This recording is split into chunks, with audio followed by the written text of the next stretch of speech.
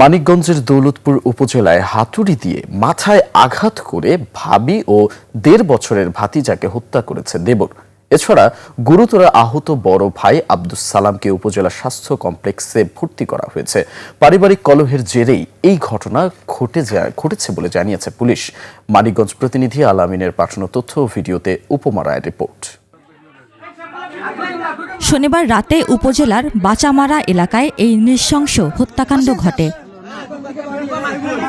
স্থানীয়রা জানায়, ইউসুফ ব্যবসার জন্য বড় ভাই সালামের কাছে টাকা চান। সালাম টাকা দিতে অস্বীকৃতি জানালে দুই ভাইয়ের মধ্যে বিরোধের সৃষ্টি হয়। এরই জেরে বড় ভাবি ও ভাতিজাকে হত্যা করে ইউসুফ। হত্যাকাণ্ডের পর ভাতিজার অসুস্থতার কথা বলে ফোন করে বড় ভাই সালামকে বাড়িতে আসতে বলেন তিনি। সালাম বাড়িতে ফিরলে তার মাথায় হাতুড়ি দিয়ে আঘাত করেন ইউসুফ। পরে স্থানীয়রা তাকে উদ্ধার করে হাসপাতালে ভর্তি করেন। সয় সম্পত্তির লোভে, মানে টাকা পয়সার লোভে এরকম এই ঘটনাটা ঘটছে। সালাম যে এবার বাইরে মারছে, এটাও কালকে দোকানে বসে আমার কাছে বলছে যে ও টাকা চায়, সহ্য না করে মারছে।